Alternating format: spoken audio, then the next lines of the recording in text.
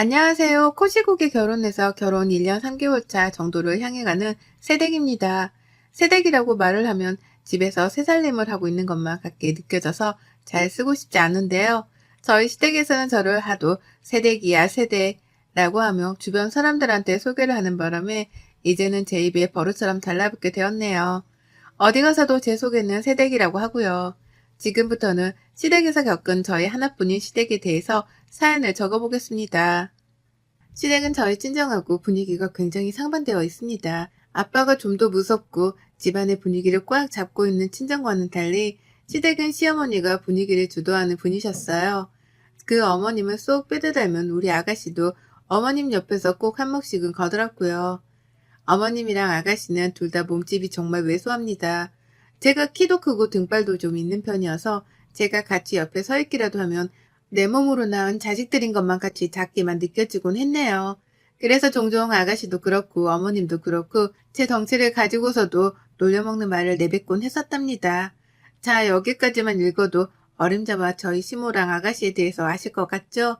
결혼한 지 얼마나 되었다고 새 며느리인 저한테 덩치를 가지고 놀려먹으니 말이죠. 두 사람 모두 다 하나같이 말을 생각 없이 뱉어내는 편이었어요. 기분이 내키는 대로 툭 뱉으셔야 했고 그걸 가지고서 시아버지가 상처라도 받는 눈치를 보이면 왜 엄한 사람을 잡으려고 해? 라고 하면서 농담이었다며 분위기를 풀어나가려 하셨죠. 툭 던지는 그 돌에 맞은 사람 입장은 제대로 생각해주지를 않는 분들이셨습니다.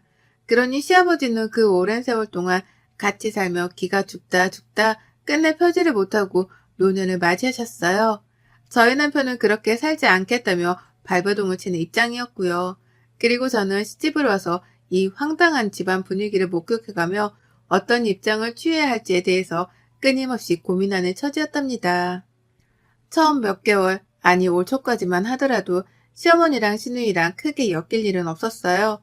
저 결혼하고 나서 바로 신우가 결혼 준비를 한다면서 정신없이 바빴거든요. 남편이 장남이라는 이유만으로 시댁에서 남편 장가를 먼저 보내려고 한 바람에 연애를 그만하고 결혼하고자 했던 신혼의 커플의 결혼이 조금 늦어지게 되었었답니다. 그리고 그 후 폭풍으로 신우는 빨리 결혼을 치러내겠다는 말을 반복하며 결혼 준비를 서둘렀죠. 실제 올 3월에 결혼식을 치르기까지 했고요. 손도 빠릿빠릿하고 결정력도 화끈해서 결혼 준비를 아무런 차질 없이 진행했던 신우였습니다. 그런 신우를 보며 대단하다 싶으면서도 한편으로는 왜 저렇게 일찌감치 오빠랑 같은 해에 시집을 가려 할까 싶었죠. 결혼이 특별하긴 하지만 언제든 할 수는 있는 거잖아요. 하지만 신우는 그렇게 급하게 시집을 가서는 결국 임신을 발표했답니다. 네, 혼전 임신을 했었기 때문에 결혼을 서둘렀던 것이었어요. 주변 사람들 눈치를 보기 싫어서 그런 건가 싶었더니만 그저 임산부 배가 나와서 입고 싶은 드레스를 입지 못하게 될까봐 그랬다고 하더라고요. 시어머니의 성격을 잘 아는지 시어머니께도 말을 하지 못한 채 그리 급하게 결혼하고서는 뒤늦게야 임신 사실을 털어놨고요. 저는 그때 시어머니의 성격을 다시 한번 잘 알 수 있었습니다. 화가 나니까 물불 안 가리고 소리부터 키워가며 목청을 높이는데 정말 무식한 돌덩이 같더라고요. 아무튼 그때 그런 일을 결혼하며 겪고 나니 저에게 시댁 식구들은 결코 편한 사람이 되지 못했답니다. 제가 그리 고상하거나 품격 있는 여자는 결코 아니었지만요. 저를 볼 때마다 덩치 얘기에 새댁이라며 꽉 막힌 조선시대 호칭으로만 소개를 하고 그도 모자라 혼전 임신의 집안 싸움까지 목격을 하게 만드셨으니 제 눈에 시댁이 멀쩡해 보일 리가 없었죠. 그래서 남들이 시댁 얘기를 할 때에도 나는 무슨 얘기를 해야 하나 싶고 괜히 하고 싶지가 않았습니다. 남편도 집에서는 자기 집이 그리 좋게 보이진 않던지 제 앞에서 얘기를 꺼내지도 않았어요. 저도 관심은 없었고요. 그런데 신우 배가 불러오기 시작하면서 일이 좀 꼬이더라고요. 신우가 히스테리를 부리기 시작한 겁니다. 저는 아직 임신을 해보지도 않았고 할 생각이 없는 처지였기 때문에 임산부가 될 일이 없었어요. 그러니 일상생활을 하는데 지장이 있는 것도 아니었고 더더욱 신우의 처지는 이해하기가 힘들었습니다. 그런데 신우는 제가 자신의 처지를 다 이해해주기만을 바라더라고요. 다 같이 시댁 식구들이랑 밥을 먹는 자리가 있었습니다. 시어머니가 자주 밥 좀 먹으러 오라고 부르는 편이었는데 저는 불편해서 자주 가지는 못하다 한 번씩만 찾아뵈었었죠. 그런데 앞에서 오만 걸 다 시켜 먹으려고 하더라고요. 저도 내내 일하고 사느라 몸이 힘든데 눈앞에 물컵이 있는 건 보지도 않고 물을 떠다 달라고 하기도 했고요. 오렌지 주스가 땡기는데 얼음을 팍팍 넣어 달라면서 옆에 있는 저를 쿡 쑤시더라고요. 가서 주스 좀 가져오라고 말입니다.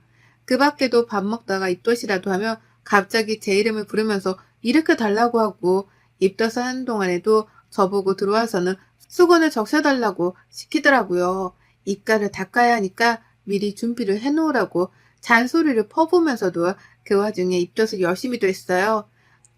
저로서는 신우가 어찌되었던 체력적으로 약한 쪽에 속했으니까 도와야 한다 생각하고 별 수 없이 해달라는 걸 해줬습니다.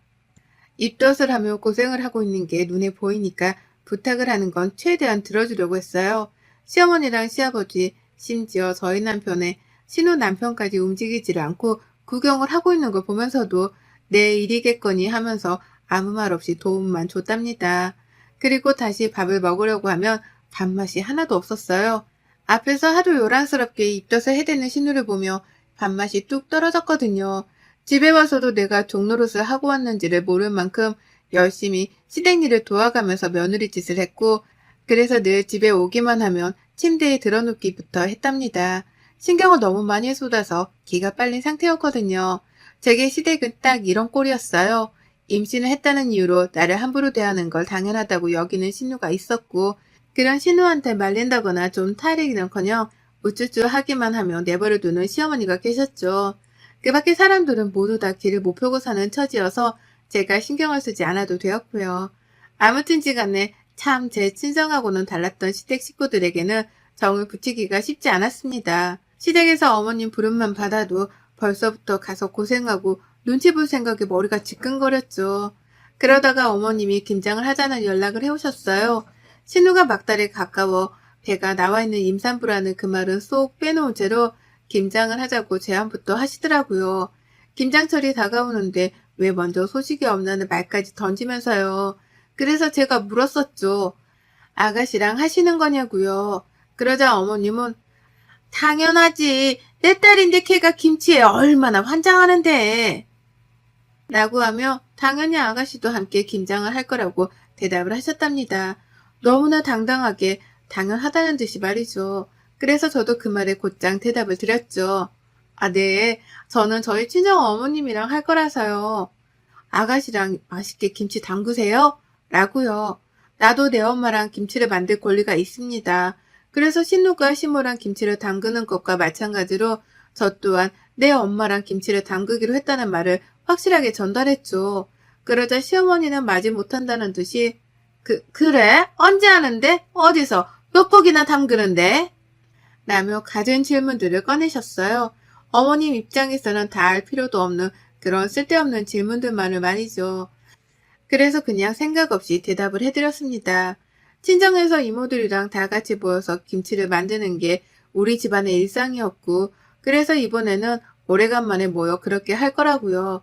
그러니 우리 집 김치는 필요 없다고 어머님이랑 아가씨 김치만 적당하게 만드시라는 말씀까지 두요. 중간에 어머님은 우리 아들이 그 집 김치를 잘 먹으려나? 입맛에 맞으려나? 라고 하면서 막 걱정을 하기도 하셨거든요.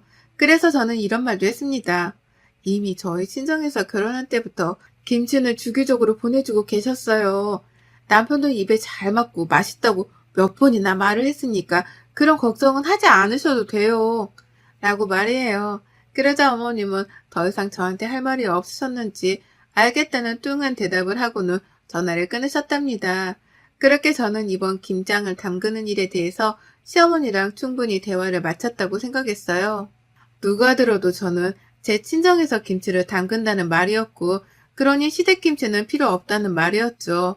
하지만 여기서 뭔가 대화에 문제가 발생했답니다. 저도 미처 예상하지 못했던 일이었죠. 친정에서 김장 준비를 하느라 한동안 정신이 없었어요. 저도 자식된 도리로서 김장하는 데에 들어가는 비용을 대드려야 할 것 같아서 엄마한테 미리 용돈도 보내드렸고요.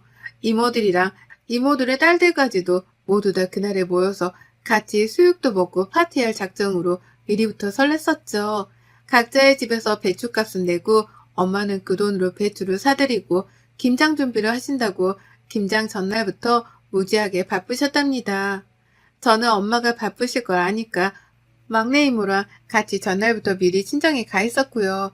남편한테는 집에서 자고 다음날 오라고 했는데 남편이 같이 가고 싶다고 말을 하는 바람에 저희 부부는 함께 친정으로 움직였습니다. 그렇게 잠도 잘 잤고요. 친정에서 먹고 놀고 김치를 만들며 꽤나 재미난 시간을 보냈어요. 엄마가 돼지 한 마리를 잡아오신 건지 큰 대야 냄비 2개에다가 수육을 끓여서는 온 가족들이 정말 맛나게도 고기를 먹었고요. 그렇게 잘 놀고 집에 왔더니 허리가 부러질 것 같더라고요. 그리고 그제서야 저도 알아차렸죠. 오랜만에 친정에서 먹고 노느라 기분이 좋아서 몰랐을 뿐 사실 김치를 담그느라 엄청나게 고생을 하다 왔다는 걸 말입니다. 저도 저희 집으로 가져올 김치를 만든다고 배추를 아주 열정적으로 절인 것 같았거든요. 집에 오니 남편은 벌써부터 샤워를 하고 나서는 골아 떨어졌고 저는 김치를 김치 냉장고 안에 넣은 후에 잠깐의 뒷정리를 하고 이내 잠이 들었어요. 하지만 1시간도 채 잠들지 못하고 다시 잠에서 깨야 했어요. 시어머니 아주 급하고 황당한 전화를 받았거든요. 야, 너 김장 다 했어? 라고 하는 혓짧은 소리를 내며 화끈하게 첫마디를 뱉으신 어머님이셨어요. 겨우 정신을 차리고 보니까 주변이 아주 깜깜하더라고요. 새벽이었습니다.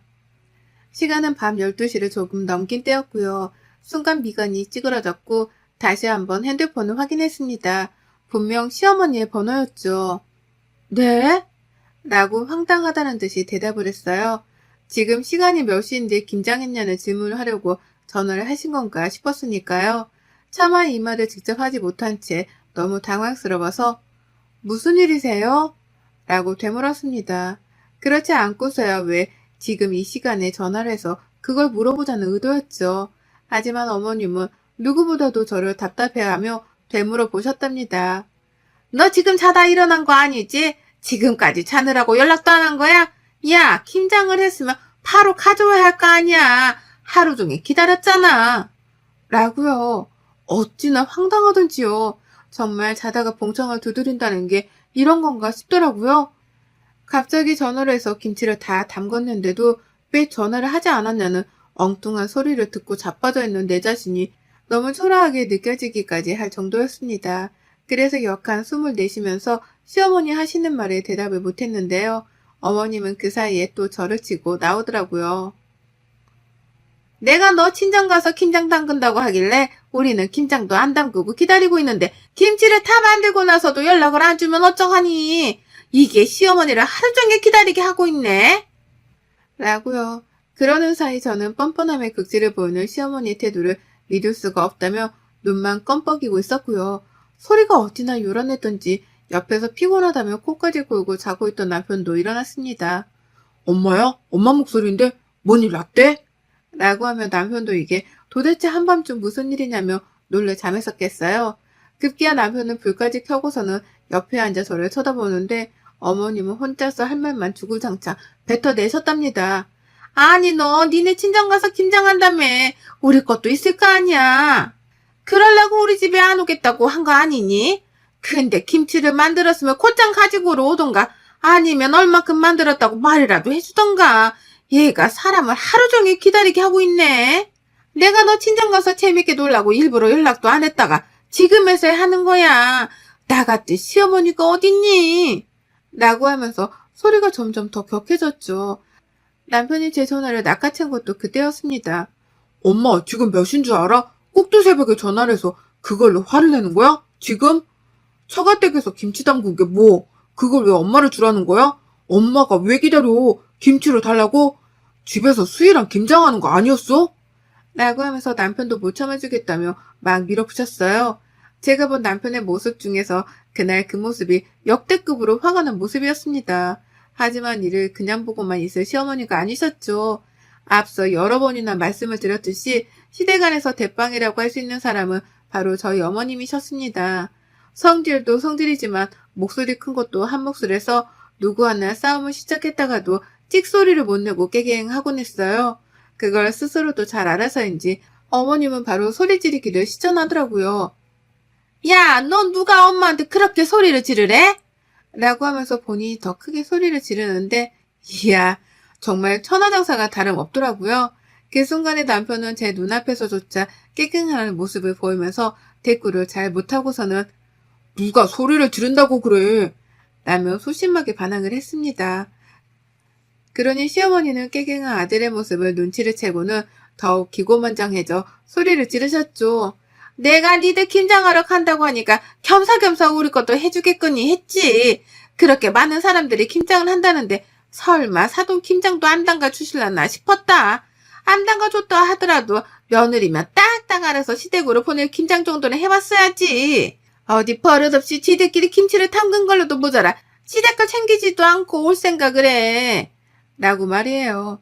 평소 같으면 남편네 집안일이고 그러니 남편이 알아서 하겠거니 싶었습니다. 근데 정말 이건 아니더라고요. 내가 내 집 가서 우리 식구들이랑 김치를 만들 거니까 니들 김치는 니들끼리 만들라고 분명하게 말을 했는데도 불구하고 꼭두 새벽에 전화를 해와서 왜 자기네들 김치가 없냐고 승질을 부리다니요.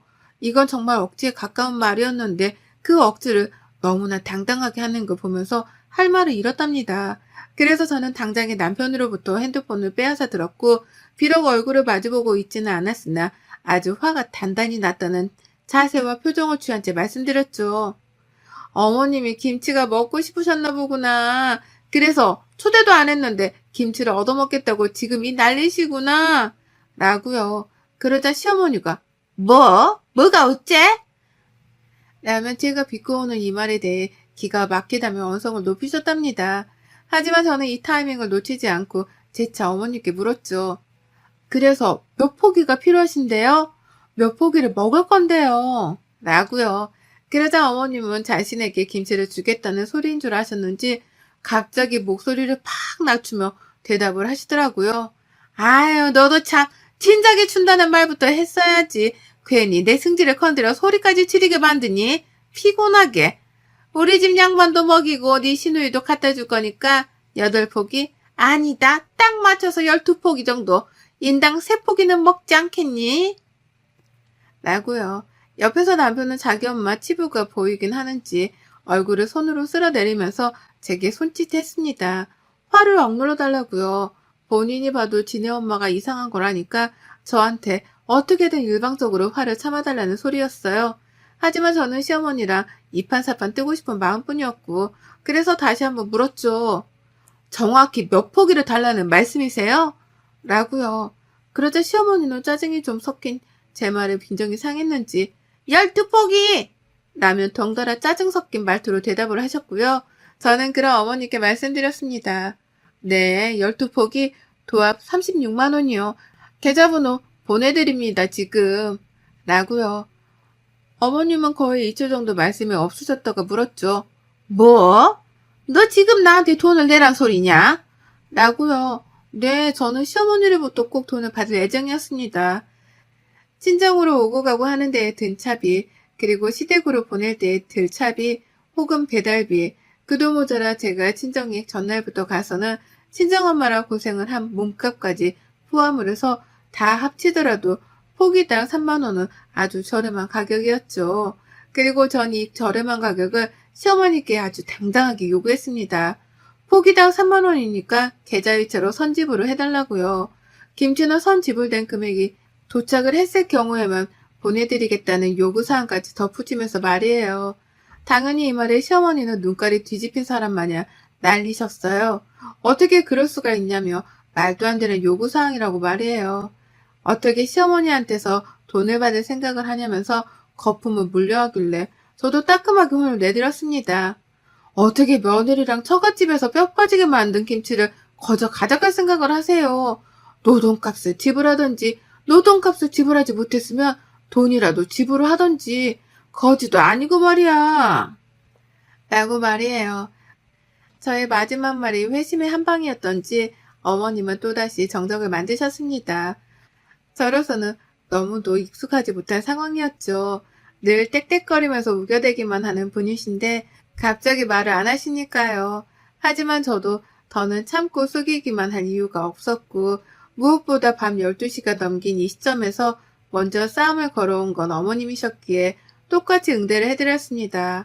예의도 저버린 채로 공짜를 바라지 말고 합당한 돈이나 노동값이라도 지불을 하라며 따끔하게 홍군형을 날렸죠.